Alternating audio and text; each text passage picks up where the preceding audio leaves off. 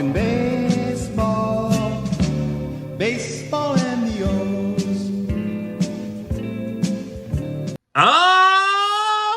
Welcome back, Birdland, to another episode of the Talkin Orioles Baseball Podcast. I am your host, Benny Becker. Thrilled to be with you, gang, here today. We got a lot to touch up on. We had a couple off days for us personally on the podcast. Orioles did have an off day yesterday, but still a ton to catch you up on. Want to touch on the final two games of that Pittsburgh Pirates series, and there's a good amount to talk about. There were some good things. There were some bad things. I really want to touch on how this team and bullpen is missing Felix Batista at the moment. Kind of touch on how the offense kind of needs a spark, and hopefully have some ideas on not only how they can accomplish that, but how they will accomplish that. And overall, after the Pirates series, I feel like the Orioles have a reality check moment in front of them, and I'm going to touch on that as well. John Means continues his rehab down in Norfolk. I'm going to fill you in on how that has been going. We have a couple International League Players of the Week as far as our AAA team earned this past week, so want to fill you in on that. We know AAA Norfolk has been absolutely dominating. And yeah, we got a couple awards last week because of it, so I'm going to tell you about them. Want to kind of give you a preview of this Red Sox series, even though it's currently going on. Game 1 started early today. We're about 6 innings in right now, and the game's going pretty well, but listen, a lot of game left to play, especially how these Orioles season has kind of started. Nothing is in the books until it's actually in the books. And that's something we'll talk about next episode more as far as the game itself. But just a couple notes that I wanted to touch on for this series. Also, another thing we talked about a couple episodes ago was kind of this new celebration the Orioles have going on. I'm not sure if it's here to stay or if they're transitioning possibly back to last year. I don't know. We will touch on it, and I'll tell you how I feel about everything. We also have a new notebook, so no more yellow legal pad. We got an actual notebook now, gang. Moving up in the world, gang. Moving up in the world. All right, and if you catch me glancing over during this broadcast, it's because, like I said, the game is on, so I do want to keep myself filled in on what's happening in live time. Don't hate me, gang. And again, maybe you get a reaction or two out of me if something big occurs while we're filming. So ultimately, though, we want to start with Saturday's game. We took the first game in Pittsburgh, Orioles' first road trip of the season. And let's just say that stand in Pittsburgh did not continue to go our way. And it had moments. We could have come out not only with the series victory, but even a sweep. Unfortunately, that is not how it went down. Tyler Wells had to start on Saturday. In our last episode, we were talking about how excited we were to see Tyler Wells back out on the bump because, you know, I'm one of his biggest supporters. I joke I'm the president of his fan club. I see huge things for Tyler Wells in the future for this team and in the current for this team. But listen, Saturday wasn't his best start. It wasn't his worst start either. He gave up 3 early in the second, so the Orioles fall down 3-0 in the second, and the bats were very quiet, okay? The bats did not wake up till late. So how it got there, though, in the second, we gave out a 1-out double, followed by an RBI single. It was a ground ball kind of right at where the second baseman usually plays, but he was shifted away, so there was no defender there. That happens, how you set up your infield sometimes, based off of the situations and the pitches coming. Overall, it wound up with an RBI, but it was on a hanging breaking ball out over the plate. And that's going to be something that was a trend continuing, at least, in this Tyler Wells start as far as the negatives were concerned. Because then 2 batters later, he gave out a 2-out, 2-run home run to new Pirate Joey Bart, the former number 2 overall pick to the Giants. They gave up on him. They just sent him to Pittsburgh. And again, it was on a hanging breaking ball. And those were really the only bad pitches that Tyler Wells had against him, at least had damage done against him, because that's all the Pirates scored at least until extra innings. Okay, so ultimately, though, the O's then put up 2 in the 7th, started on a Santander leadoff walk, and we talk about how important those walks are, either leading off or with 2 runs, or 2 outs, excuse me. Good things happen when you get a leadoff walk or a 2-out walk. So leadoff walk for Santander, followed by a Westberg double, making it 1st and 3rd. Hayes had a little slow ground ball to the third baseman. Only play was at first, so got an RBI on that. And then followed by Mullins with a sac fly, making it 3-2. And that's something we did see the Orioles do well in that Pittsburgh series. Decent situational hitting and driving runners over when they need to and driving runners in when they need to. Now, it wasn't perfect and it never will be. You're not going to always be successful in those moments. But overall, I think in that Pittsburgh series, we saw them really continue to be good because I think we've seen them be good earlier in the year during that homestand to begin the year. So that was something, obviously, that got us back in the game. 3-2 after 7. In the 8th, Gunnar Henderson got a 1-out walk. Then Adley Rutschman got out for the 2nd out, which then Gunnar stole 2nd and 3rd, kind of reminiscent of Kimbrel's first opportunity with the Orioles when he blew the save, gave up the bloop single, let the runner steal 2nd, let the runner steal 3rd, and then they ended up tying the game in that situation. The Orioles won that game, of course, but it was reminiscent of that. Unfortunately, unlike that scenario, the Orioles left Gunnar stranded at 3rd, and so it brought it to the 9th. In the top of the 9th, though, the Orioles tied it.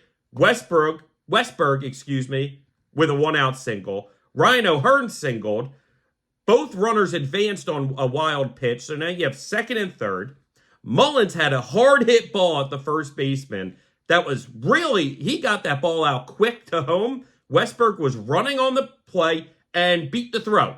And not only was it a great hustle play by Westberg, it was a great instincts play because if you hold up for even a half a second on that before you go, you're out. But also a great slide. Jordan Westberg continuing to show why he's an asset to this club moving forward. And one of the reasons why I think they have such great things coming to them, not just this year, but moving forward.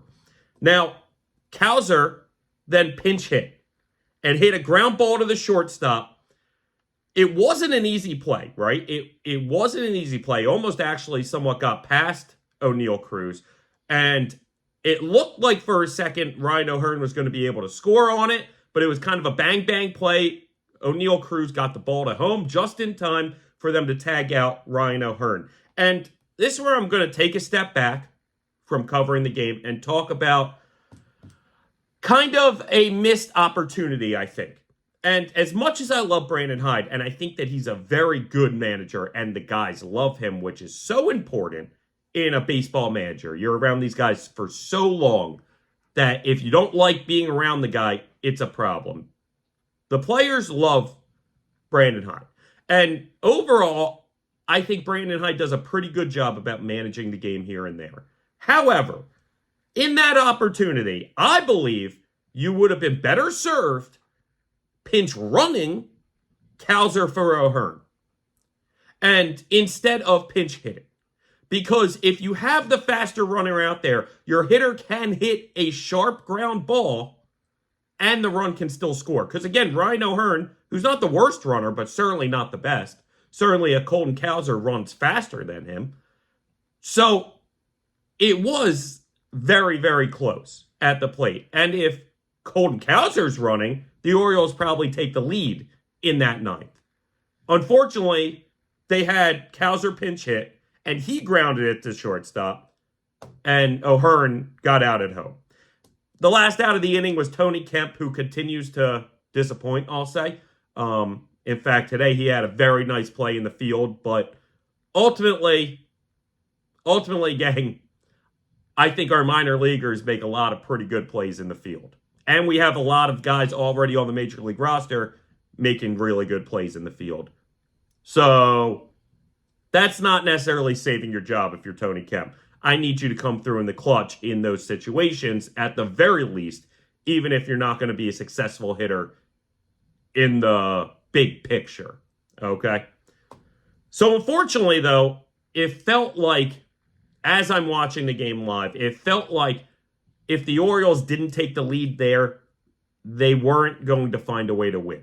And that might be a little unfair to say, and we'll get to why, but that's just the feeling I had, and it ultimately came to fruition. Because when Kimbrel went out there for the ninth, he had 1, 2, 3. So if you got him a lead, he's facing the same batters, most likely. Odds are he would have gotten the same results, and the Orioles would have won that game, won the series, and been in a power position and coming off of this Pittsburgh series feeling much better. Unfortunately, that didn't happen. So going into the 10th after Kimbrel goes 1, 2, 3, and yeah, you start with the runner on second, of course, right? So you had a ground out, moving the runner over to third. An Adley Rutschman sac fly drove him in to take the lead, and Mountcastle caved to end the inning. But the Orioles find themselves going to the bottom of the 10th, up 4-3. Feeling pretty good. Unfortunately, Mike Baumann is the one that came in to try and close the game, gives up a single, a stolen base, a walk, and a walk. And again, there was the runner already on, right? So that made it 4-4, walking in the tying run. His day was then done. And listen, I like Mike Baumann. I think Baumann could be a nice piece to this team, and it's been maybe a tough start for him, frankly. Maybe it's just unlucky. Maybe it's just bad pitching. Who knows? But ultimately, he hasn't had the best start to the season, and that was about as ugly as it gets when not only do you let the first 3 guys on, but the last two were walks, one of which walked in a run to tie the game. So now you have bases loaded, no outs, and Danny Coulombe comes in. Now, I don't care righty-lefty. I wish they just brought Danny in to begin with. This goes along the same lines of questioning Brandon Hyde at times. And again, that I could still really like the guy, but ultimately I can question some decisions when they don't work out, right? So Danny Coulombe comes in and really saves the game at that point by getting 3 straight outs. And it was a beautiful thing for Danny to do. He was all fired up. It looked like at that point, okay, maybe that just crushed the Pirates' spirit, and the Orioles are now going to be able to take this. Fortunately, in the 11th, O's go 1, 2, 3. First batter of the bottom of the 11th hits a shot to center field. Looked like it was game over. Cedric Mullins comes in, makes an unbelievable catch, sending me out of my seat, screaming kind of catch, saving the game, only for it to end less than a minute later as the next batter walked it off. So Orioles lose that game. Ultimately, it came down to the hitting, right? We talked, they had decent situational hitting, but that was about it, gang. They only had 4 hits in the entire game.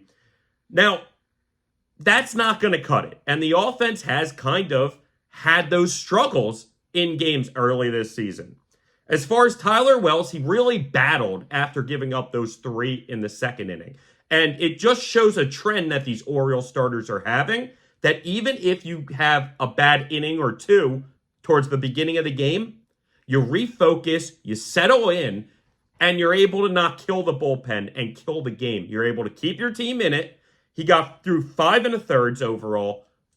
Listen, not the best day, not the day I was hoping he would have, but still a very encouraging day, and one of the reasons I love him so much moving forward. Again, have a couple bad pitches in that second inning, and they made you pay. One of which, though, was a ground ball that easily could have been an out had the defense been played differently. And I'm not questioning how the defense was played right there. I'm not putting that in the same lines of questioning Brandon Hyde and not pinch running, instead pinch hitting, or not going Danny Coulombe, but going Mike Baumann. Stuff like that is what I'll question. I won't question that defensive alignment, and frankly, so it easily could have been 2, or heck, even less since it was a 2-out home run. If that resulted in an out, he's out of the inning before he gives up that home run. So very encouraging for Wells, just like a lot of these Orioles starters have done, to battle through a tough inning or 2 stay in the game, keep the team in the game, and save the bullpen for another day. Even though the Orioles really ran through their bullpen this day, which sucked, he did the best he could to helping them not run through the bullpen like they ended up doing. And overall, like I said, almost everyone pitched. I think everyone except Yennier Cano pitched that day as far as the bullpen goes, and they mainly pitched great. Again, Mike Baumann, ugly. But everybody else really stepped up and did their thing. A major star, too, to Danny Colomb for getting out of that jam and keeping them alive in that situation. I also want to highlight, before we move forward, on a couple absolutely fantastic outfield plays by all three of the Orioles outfielders. Now, we already talked about how Cedric Mullins had pretty much a game-saving diving catch in the 11th, right before the Pirates walked it off. Well, earlier, Austin Hayes had a phenomenal catch, and also Anthony Santander had a phenomenal catch also, all of which were big plays in those moments to keep the game close, keep the Orioles in it, and in Mullins' case, save the day until, again, they walked it off right after.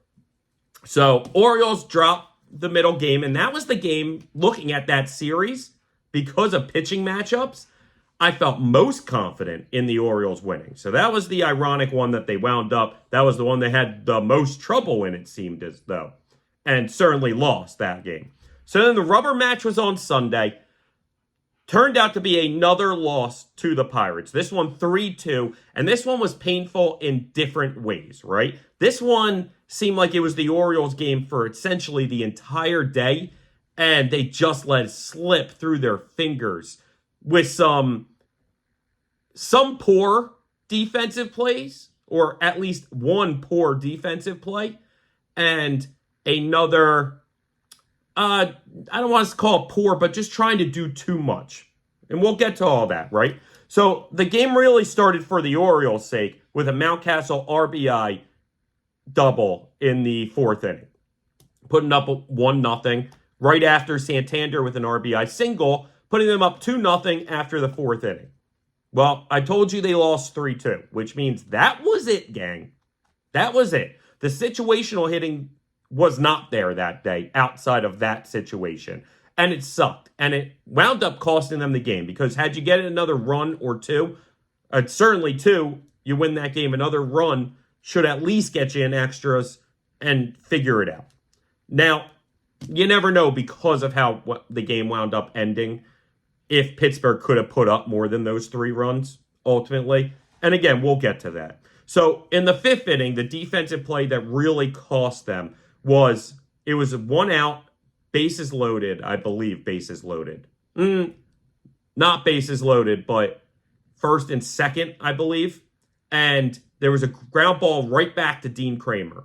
And he looked like it was just an easy, you throw it to second, the guy turns it and twists it to first base for an inning double play. Unfortunately, I don't know if it got caught on his fingertips or what.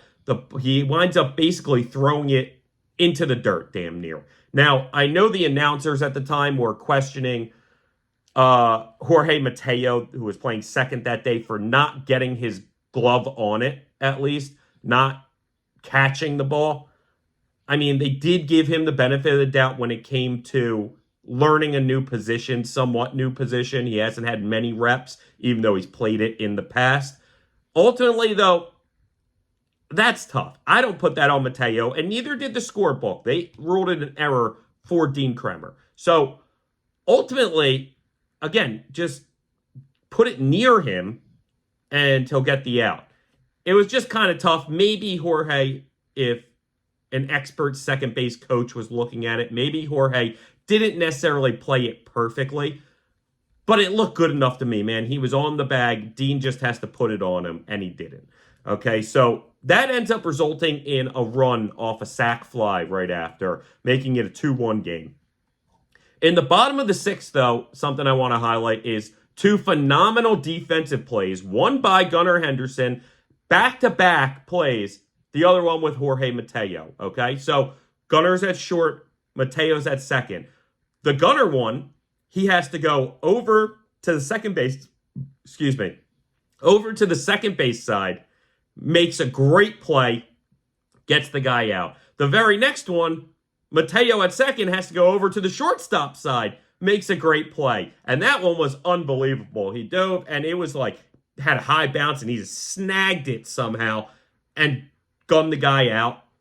Beautiful, beautiful back-to-back plays by those middle infielders, and really shows just how special the Orioles defense can be. We talked about the outfielders in that first game we touched on today. This one was the middle infielders, and frankly, every Orioles game at this point you expect some phenomenal defensive plays. And we talked about this in spring training, about how the Orioles maybe have the most athletic team in the majors. And with athleticism comes great defense. And not only are these guys athletic, but they are skilled defensively overwhelmingly. So you see Gold Glove plays all the time. And right there in the sixth inning, you saw back-to-back. And really was big at the time because, frankly, if both those balls get through, the Pirates have something going in that inning. At the very least, first and second, who knows? Okay, so ultimately, though, it all came down to the ninth inning. Yennier Cano came in to close out the game because Kimbrel wasn't available, having been used the day before. And Cano starts the inning giving up a single, and then walking the bases loaded with no outs.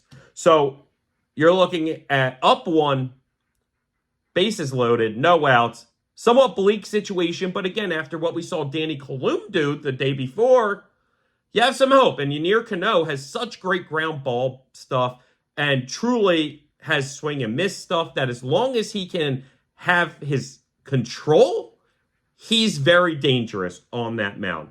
Unfortunately, not really having control is what got him in that situation to begin with. So what we ended up seeing was there was a tough ground ball kind of in between first base and the pitcher's mound where Cano almost gets in the way, almost tries to make the play himself. Mountcastle calls him off and makes a phenomenal play to get the ball to Rutschman in time for the out, even though the umpire originally called him safe and they went to a very, very quick review. Because it was just, it was like two steps. Ben McDonald was losing his mind that they ruled him safe on the field. But they get it right. They have replay now. They get it right. So now one out, bases loaded. And there was one pitch where the batter hit it right into the ground, like right at the plate. And, you know, if that rolls just an inch forward and the Orioles can get to it, Rutschman can touch home plate, throw it easily to first. Game-ending double play. Unfortunately, it rolls slightly back into foul territory, giving the Pirates batter another life, which then he hit a ground ball up the middle. Gunnar Henderson makes yet another fantastic play, kind of sliding to get the ball, scurrying to second, tags the bag with the glove, and that's when the play should have stopped. That's when he should have put the ball in his back pocket and simmered things down.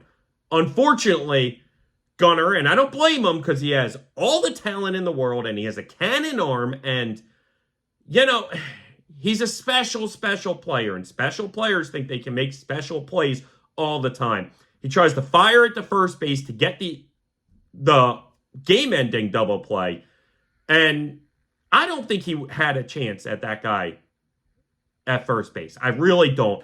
It took him too long to corral the ball, stumble to second base, tag the base, get the ball back up in a throwing position, that by the time he was like releasing, it looked like the guy was essentially already there. And unfortunately, Gunnar, again, is trying to do too much in that moment and kind of spikes the ball a little. It can't get scooped. And ultimately, the ball either rolls into the stands, into the dugout, or just goes out of play, I believe. And the Pirates are able to walk home and win the game off of that. So their second straight walk-off win for the Pirates. And it's tough. It's tough, man. It's tough in that moment to say, put the ball in your back pocket. But I think it's a learning lesson for Gunnar Henderson to be a little smarter in those situations, understanding it's better for the game to be tied than the game to be over with a loss, right? So just make sure you can deliver that ball cleanly if you're going to try and get it over there. Otherwise, I would have loved to see like a fake throw to first, turn around, try and get the guy at third if he overextended himself. One or the other, you never know, but either way, sometimes just putting the ball in your back pocket and eating it is the best move in a baseball game. Again, it's a learning lesson for Gunnar Henderson, and I truly believe that in that next opportunity, he's going to make a smarter, better play on it. So we'll see about that. The star really for the Orioles in that game was Dean Kremer. And he pitched 7 innings, which was a high for the Orioles coming into that game. Still is, I believe. Gave up 5 hits, no walks, 6 Ks, only 1 run. It was unearned, although technically it was his error that caused it to be unearned. So judge that how you will. However, phenomenal stuff. And he rarely threw balls in that. I meant to write down his strikes to balls ratio, but it was phenomenal. In fact, at one point, it was like a long stretch, and I think there were only 8 balls he had thrown over like the last 14 batters or something along those lines. Truly just phenomenal control from Dean Kremer in that game. And it's what the Orioles needed to give themselves the chance. Not only because they didn't put up many runs, but also because the bullpen was so washed from the night before that they needed him to really be a workhorse for them. And he was able to do that despite the fact that he didn't wind up getting that win. Now, his ERA is sitting at 2.19 at this point in the season after 2 starts. You love it. These Orioles starting pitchers have done nothing but great things, really, in every single game, I feel like. In fact, I can't think of a single game where the starting pitcher has had a truly poor performance. Even one that's given up 4 runs, 5 runs, still has been able to settle down, stay in the game, and eat more innings successfully, continuing to get guys out in long stretches of them after giving up runs. It's phenomenal to see, and Dean Kremer is fighting for a spot because we know Means and then shortly after probably Bradish will be back in the rotation before you know it. So this is a tryout, man. Like spring training for these starters, while there was competition for those starting spots, ultimately we knew what the starting 5 was going to look like going into the season after the Bradish and Means injuries got announced. But now is more their opportunity to compete for these spots because at least 1, if not 2, very soon are probably going to get taken up. So Dean Kremer doing everything he possibly can do to give the Orioles the chance to win that day, and unfortunately it just wasn't enough. The Pirates walked off 2 straight games on these Orioles. Very disappointing. The Orioles dropped below basically that winning 2 out of 3 margin that I was saying in these first 36 they needed to do. For the first time all year, they dropped below that mark. And I'm not panicking. I mean, hell, it's 1 game anomaly. Like, we could easily sweep another of these teams and then before you know it, not only be back at it, but maybe even higher. So the Orioles, I'm not worried about, gang. Like, despite the next few topics, I don't want you to think I'm pressing that panic button, because I'm not. I'm not yet. And I don't think we're going to get to the point where I am. I just wish they were playing better baseball right now, man, because they're not playing their best baseball coming into today. And there's different factors to that. The first factor is that we're going to talk about is just how much this team and the bullpen are missing Felix Batista.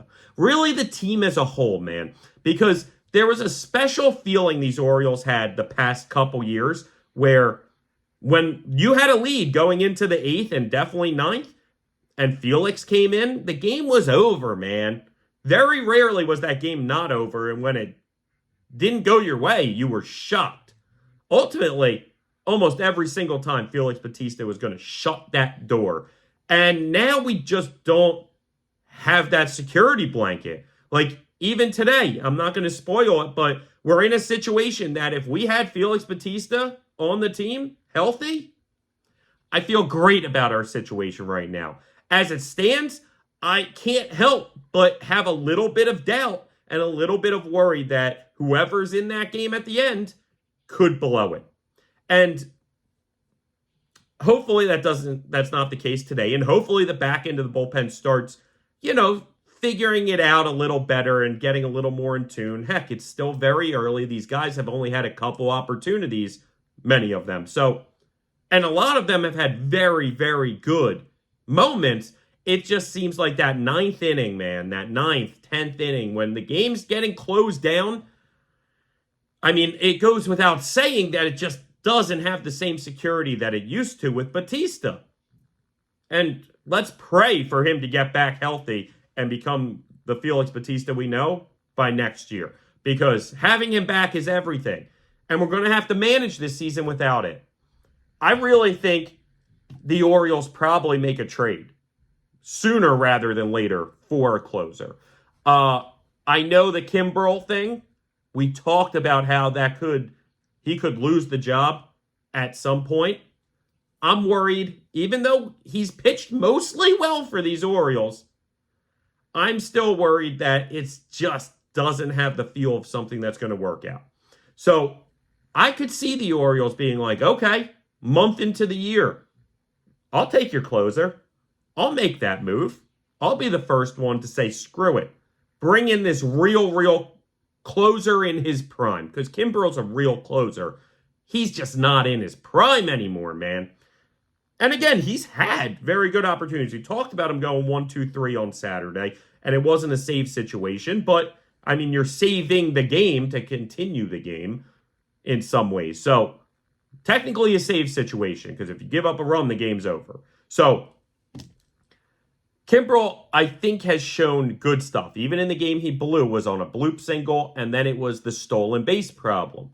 Well, I think that stolen base problem is probably going to bite the Orioles and Kimbrel in the ass more often than not if he's coming in a one-run game. Certainly a 2-3 run game, there's more leeway. He doesn't have to worry about one guy getting on and running. But in those one-run games, man, and frankly, in the playoffs, you're going to have a lot more one-run game saves than anything else, I feel like. Because both teams are very good. Games are very close. The weather's tougher. Games are lower scoring. I mean, let's call it what it is, gang.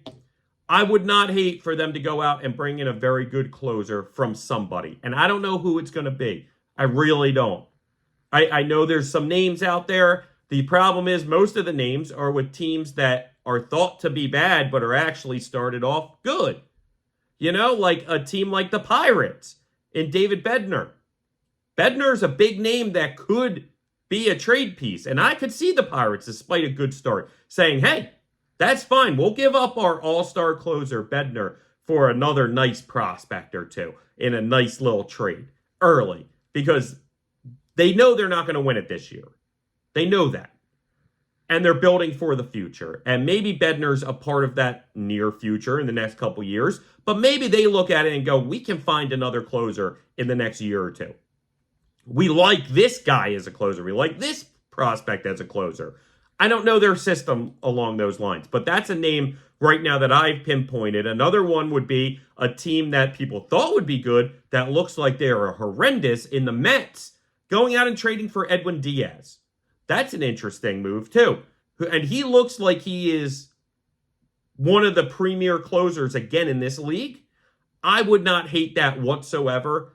Again, a team like the Mets might have a opposite viewpoint, right, of the Pirates. The Pirates might have a good start and go, we're not expecting anything this year, so we're happy to trade a guy off early that we know will help us, but ultimately the trade will help us more down the line. Whereas the Mets look at it and go, we were expecting to be good this year, and it's a bad start. So we're not going to overreact and trade away these guys too early. So they might wait for the trade deadline.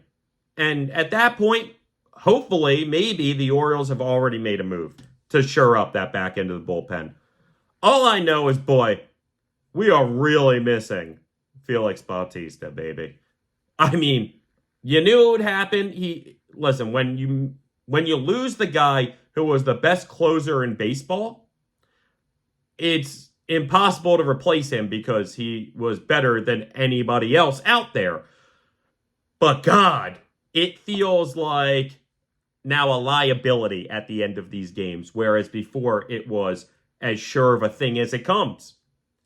Just sucks, man.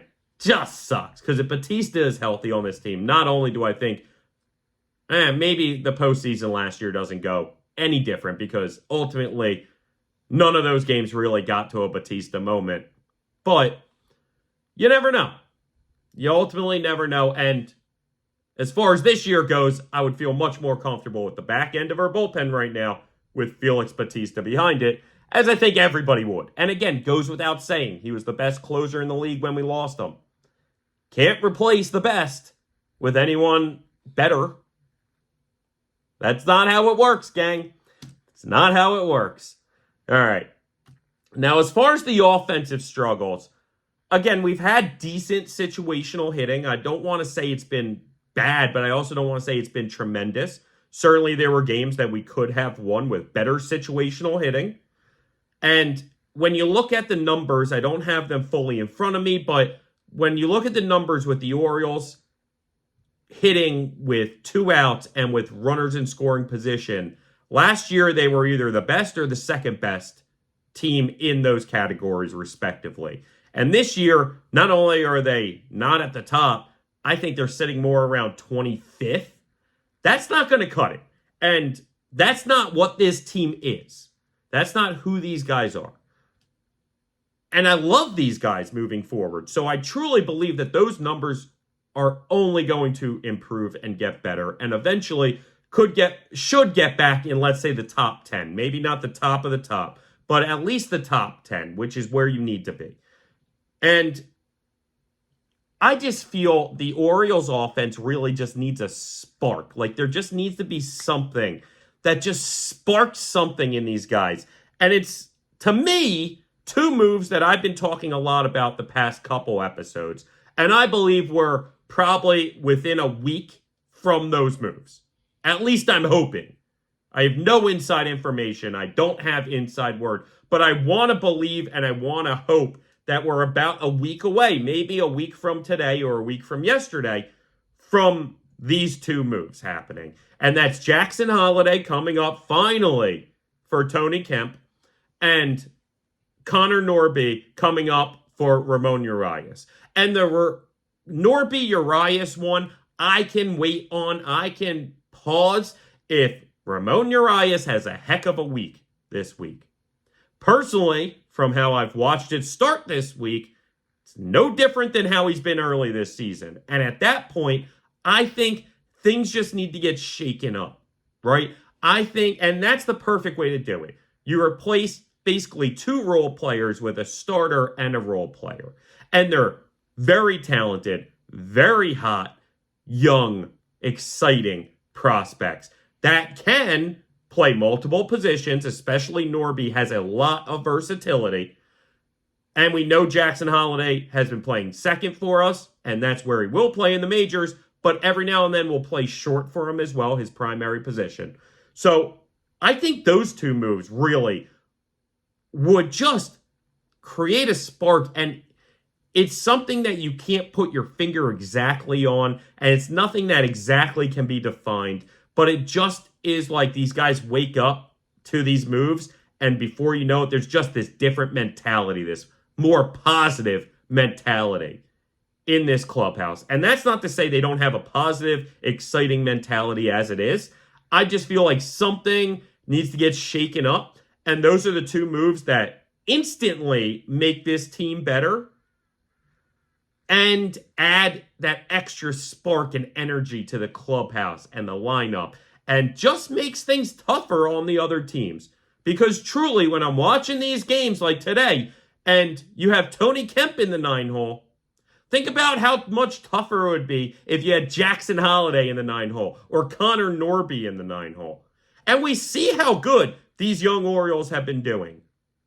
We see it in front of our eyes. Not just the ones I'm talking about in the minor leagues, But right now, the guy leading the team in batting average, I believe, is Colton Cowser. So that's just the perfect example of Cowser faced his adversity, which, side note, was a word I could not come up with on last episode. I was trying everything and I could not come up with the word adversity. I just kept saying struggle because that's the only thing I could think was close. Anyway, I think that between Holiday and Norby, they each needed a little adversity. And we talked the chip on Jackson Holiday's shoulder last episode because of getting sent back down to the minors and the adversity, even small amount, that made him face. Well, I think that it's paid its dividends already. And so once he gets past that 16-day window, which should be only in a few days, I want to peg it for this Friday or Saturday, something along those lines when I looked at the calendar, that Jackson Holiday is the one that absolutely needs to come up for Tony Kemp. That move has to be made. If I think switching out Ramon Urias for Connor Norby would also add that extra level of spark, and I think there would be something really awesome to the two of them getting up at the same time. However, we need at least the Jackson Holiday move the second those 16 days are done. I don't care at the idea that if he gets top 2 in Rookie of the Year voting, we lose that extra 7th year. I don't care, though, if he wins it, we get the draft pick compensation that we would have gotten had he been on the opening day roster. So I still think that there's positive and negatives in the Orioles' mind for bringing him up just after those 16 days and making his play dictate what happens. Because in the Orioles' minds, it's a very slim chance that you get to the top 2 and you don't win. You know what I mean? Obviously, if you're in the top 2, technically 50-50 chance at winning or not. But the point being is that there's only one spot in the Rookie of the Year voting that would negatively affect the Orioles after those 16 days have elapsed, buying them that extra 7th year. And that would be coming in second in Rookie of the Year, where you don't get the draft pick bonus, but you also lose the year. And I think the Orioles should not worry about that penalty. Honestly, with the new ownership, I understand with a big-time Boras client why you would want to manufacture that extra year, but it's not as necessary as it was, let's say, back in 2013-14 when some of these young guys were coming up and that team was really good, but you were like, oh, losing that, we're not going to be able to re-sign him once he's done. So get that extra year. I don't think it's as big of a deal right now. And I'm okay with them doing this 16 days, but I don't want this to turn into a month and a half, 2 months at this point because of the way Jackson Holiday's performing. And the spark that brings to a team that clearly needs that spark. Clearly this offense needs a little, it's funny to say, but youth injected into it because it's got a ton of youth to it.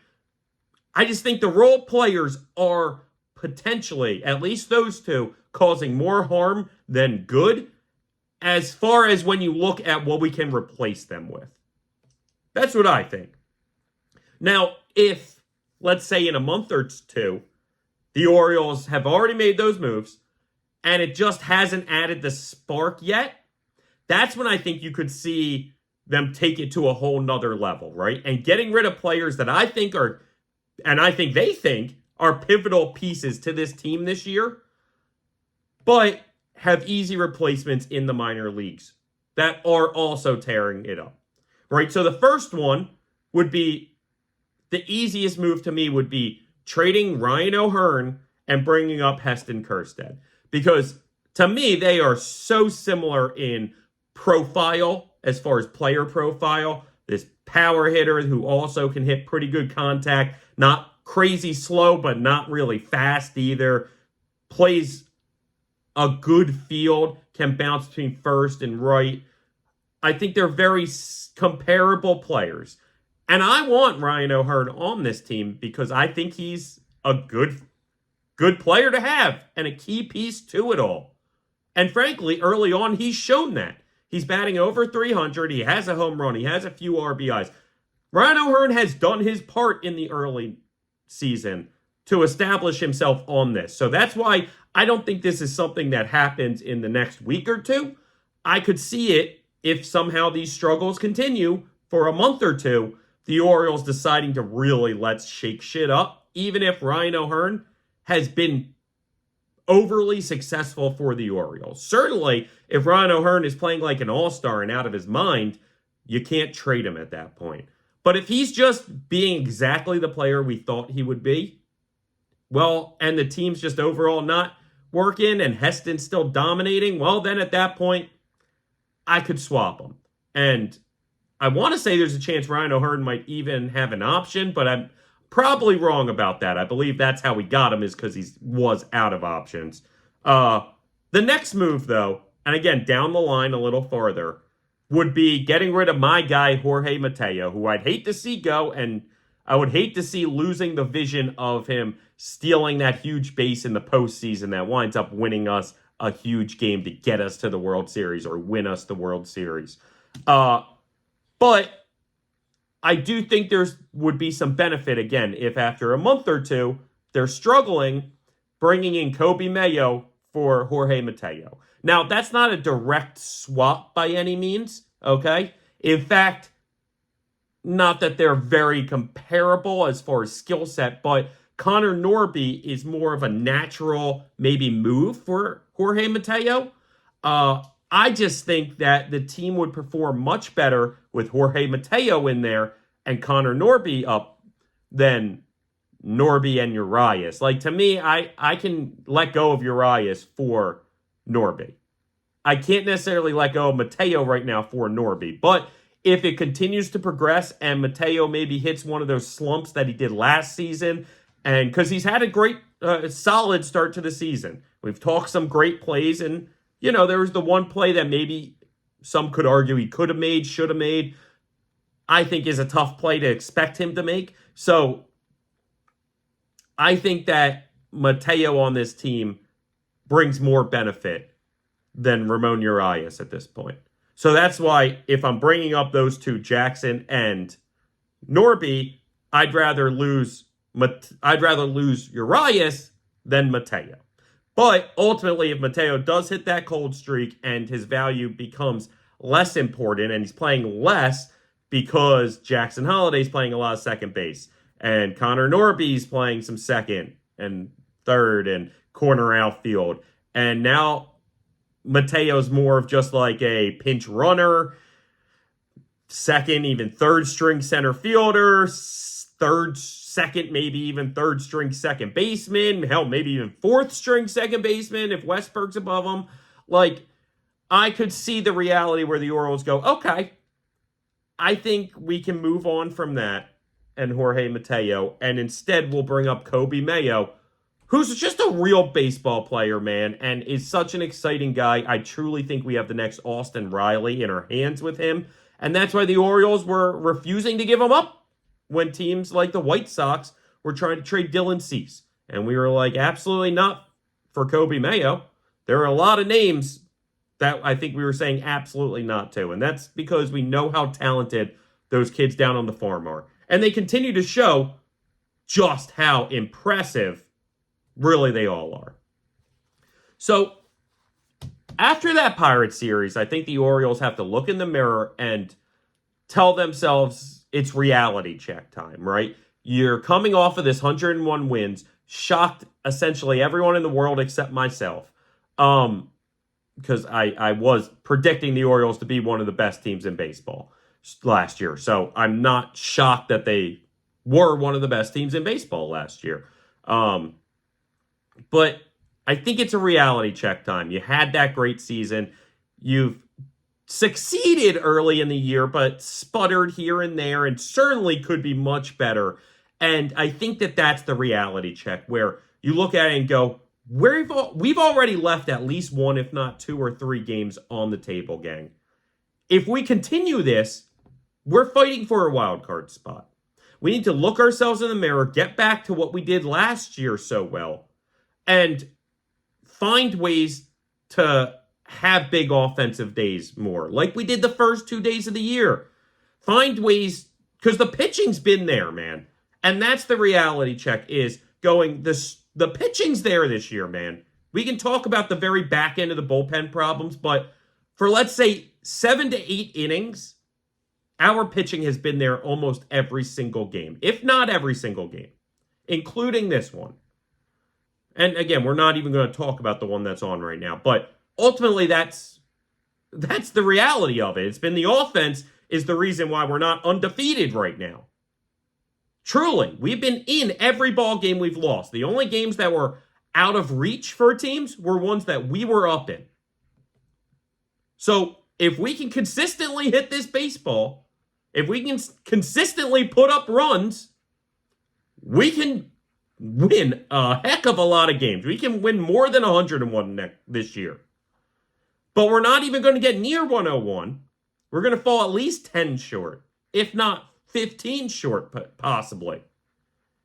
If this is how this offense is playing. Because the pitching is there for us. The pitching's doing their job. The offense needs to step up. This lineup needs to step up. And that's where I think another reality check is what we just talked about with needing a spark. It's okay to make this move, and it's not a panic move. It's okay to get rid of a guy like Ramon Urias, who just struck out looking with the bases loaded. Like, it's okay to say it's done. That time is over. Tony Kemp, I'm sorry. You were only on the team for a couple weeks. I'm sorry. We need to score runs. And how are we going to score more runs? The veterans, like Austin Hayes and some guys doing better, and bringing up some young, new talent that really hits the cover off the baseball. And giving that a try. And I think that having those 2 rookies up, or even just 1 rookie up, now starts making the other guys know they have to perform better, because they can't rely on the rookie to pick them up every time. They have to look themselves in the mirror and say, I need to be better. I need to be more consistent. So that's the reality check moment for these Orioles, gang. What team do you want to be on? Because I still think there's no way that this is a losing ball club this year. But what do you want to be? Do you want to be a team sitting right at that Vegas win total of 88 wins or whatever it was? You want to live in the mid to high 80s? Or you want to push and break 100 again? Because we can be either team right now. We've had a good enough start where we can be over 100 wins.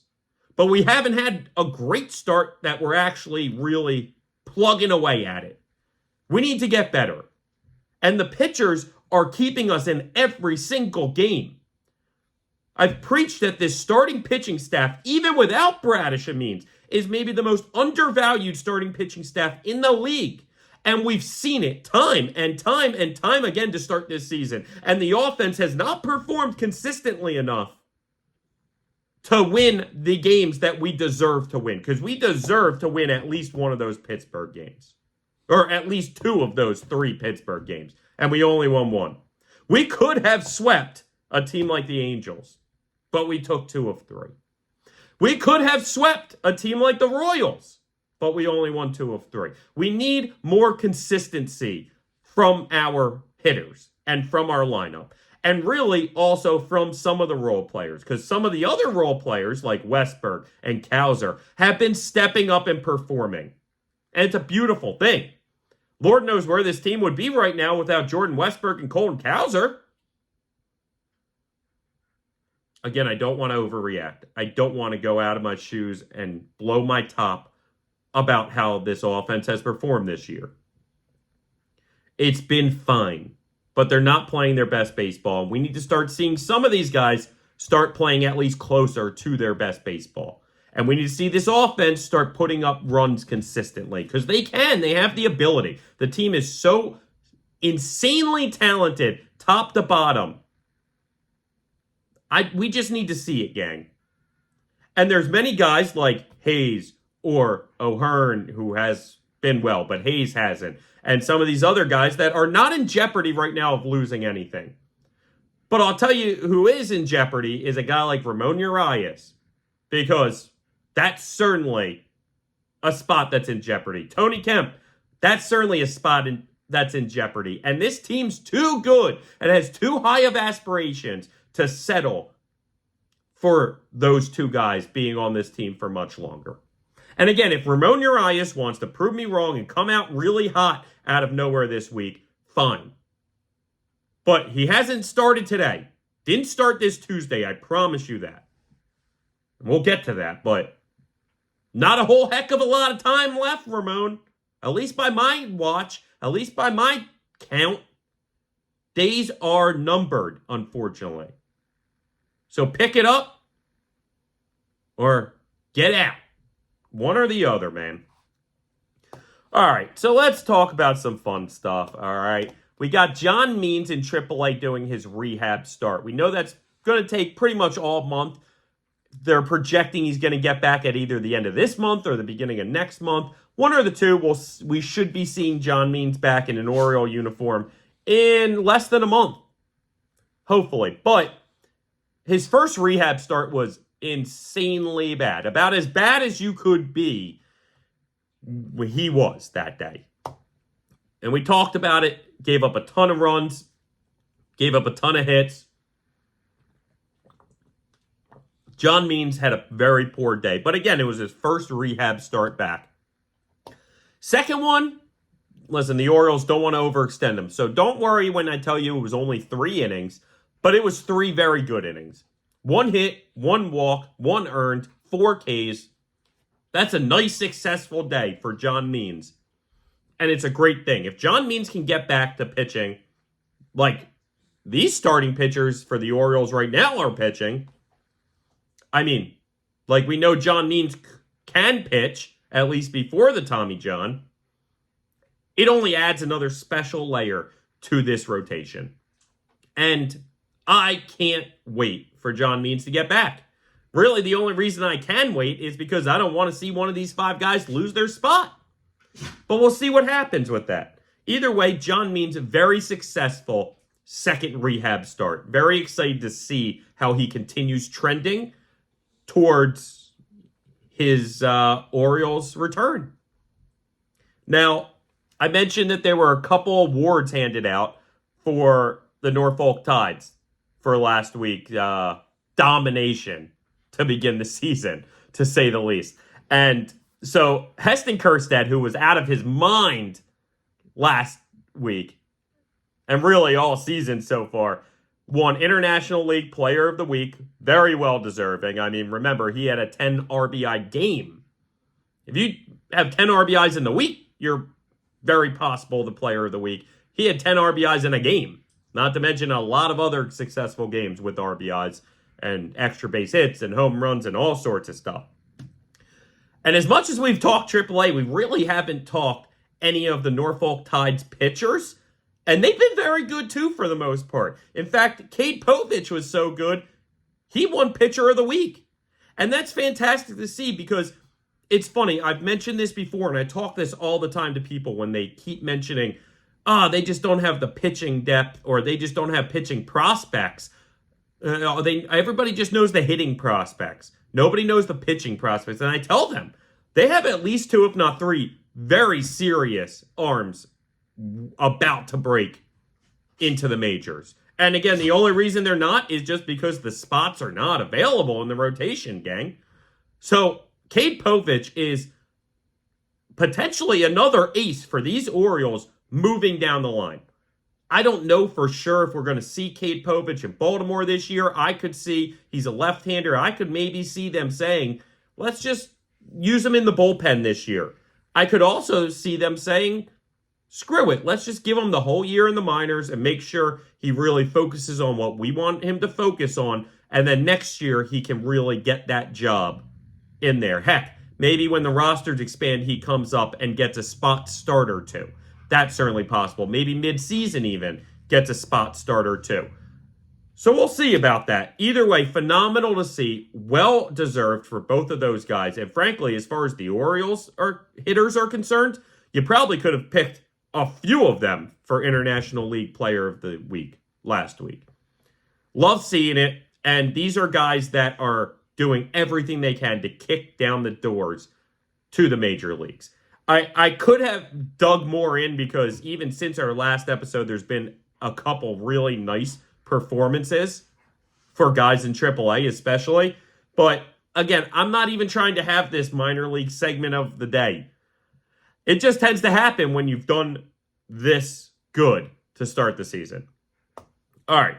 So when you're looking at this Red Sox series, in fact, the game 1 just ended. I'll spoil it for you. Orioles win big time. Great day for them. Wasn't necessarily as good as maybe the final score shows because some of their runs were lucky. Some of their runs, they lucked out into. But either way, they did a great job this game. You saw a lot of good stuff. They take the win to start the series, which they've done every single series so far this year. And if you notice, Corbin Burnes was pitching today. Technically, it was supposed to be Cole Irvin's spot in the rotation, but because of a couple off days, they wanted to make sure that Burnes really stayed in his natural schedule. So they moved Burnes up to this game 1 on Tuesday, meaning Cole Irvin's going to pitch game 2 tomorrow, and then we got Grayson Rodriguez coming in for game 3. So already the Orioles are sort of mixing and matching with these off days and making sure that guys, especially the top guys, keep their proper amount of rest and schedule and throwing and everything's going well. And Corbin Burnes had yet another fantastic day for these Orioles. I'm not going to spoil it all for you. I want to save that for next episode. We'll break down the game. We'll break down the box score. But it's phenomenal to see. And really, I just wanted to touch on that, moving Burnes up in the rotation so his schedule stayed the same. So you're not confused as when you see Burnes followed by Irvin, and then you're wondering what happened. There was no injury or anything negative. It was all positive stuff revolving around Corbin Burnes' schedule. And he showed. He was ready to pitch today. 7 innings pitched, 2 hits, 1 earned, 6 Ks. I just saw the exact stat line. And again, we'll break down all of that on the next episode of Talkin Orioles Baseball Podcast. For today, we just had the 2 games. We touched on all of this stuff. And the last thing I want to touch on is we had seen the Orioles' new celebration revolving around the handlebars and the vroom vroom, they called it. I'm not sure if that's gone. I don't know. I maybe the Pittsburgh series put a damper on it. I'm not sure. All I can tell you is Colton Cowser had a big double earlier today, and he busted out the sprinkler. And I gotta say, it was a little refreshing to see. I kind of loved it. I'm not gonna lie when I tell you that last year's celebrations for these Orioles were about as awesome of celebrations as anyone's ever had. And I'm a big believer in too much is not it, right? It's not great when it's too much. And not that the vroom vroom's too much.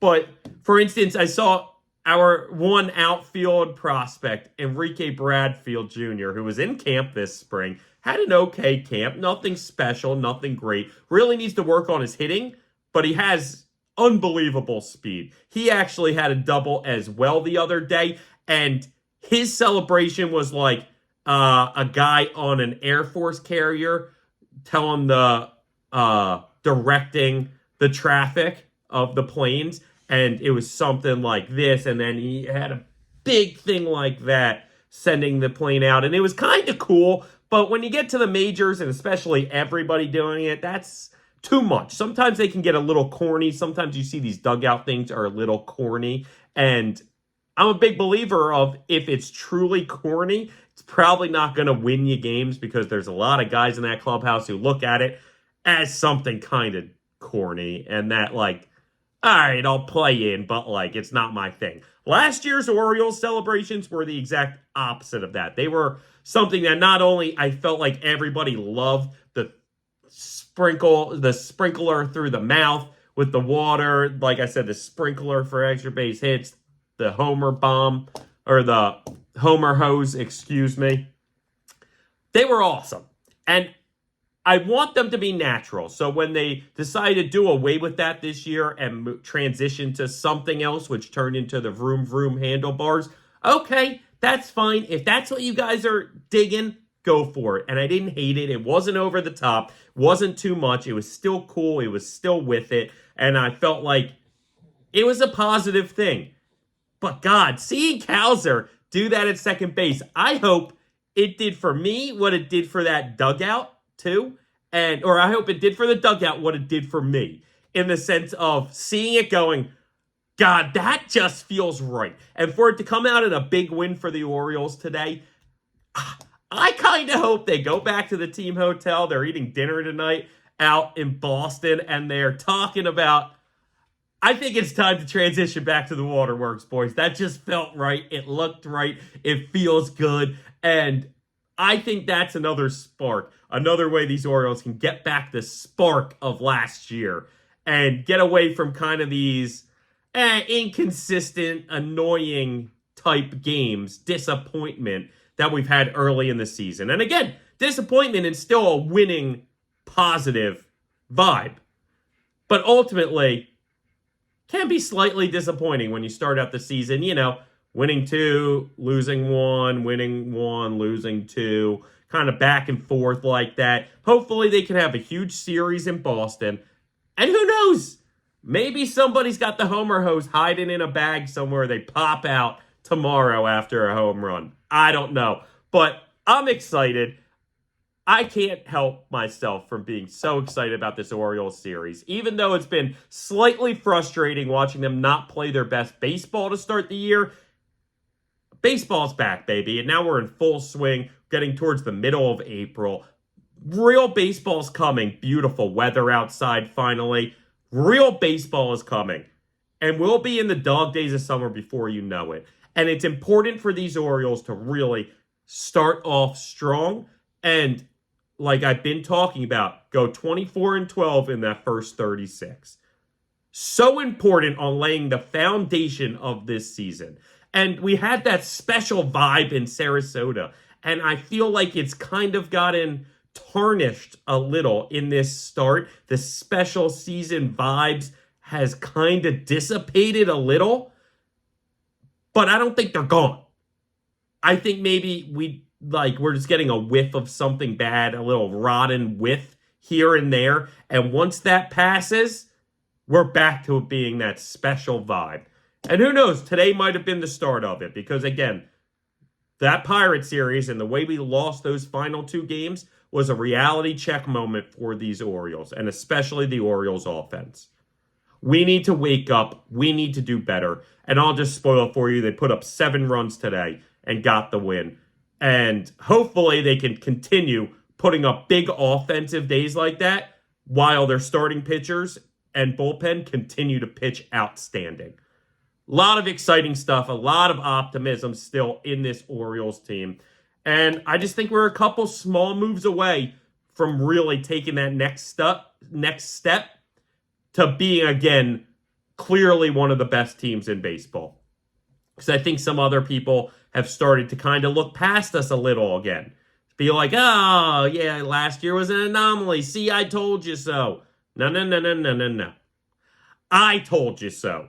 And I'm telling you again now, this Orioles team is a special championship caliber team. And we're going to get that back once that Ron Scent whiffs away. We're going to get right back to it. And hopefully today started it. So overall, gang, that was our episode today. We're going to call it after that topic. And very excited to get back with you guys today. Planning on being back with you tomorrow. Got to touch on that 7-1 victory the Orioles are coming off of. Again, their 4th straight series opening win to begin this season. Phenomenal to see. The team understands you got to take that first game, and they always seem to do that. Not only that, but they continue with that to avoid getting swept in the regular season. Knock on wood for next time, but that trend continues for yet another series. So, all right, gang, that's going to be it. That's going to call it. Very excited. Good stuff here in Birdland. Back in the win column. As the old radio announcer for the Orioles would say, the Orioles are back in the win column. I always loved hearing that on the radio. So with that, gang, this has been another episode of the Talkin Orioles Baseball Podcast. Let's go, O's! Talking baseball, baseball and the Orioles. The birds, the birds, the birds. Talking baseball, the birds.